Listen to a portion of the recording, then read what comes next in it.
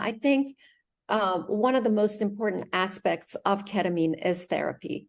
And really the way I talk to the patients is, really what I want you to do is start learning how to use your new brain.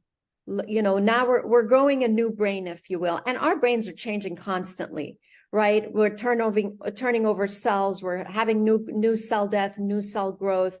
And now that we're really pushing that growth forward in a positive manner and showing you that there is another way of looking at things, now what you need to do is keep propagating that and building even newer connections, and really learning how to be more resilient, even against your own self and your own thinking, because a lot of patients tend to ruminate more on the negative than the positive.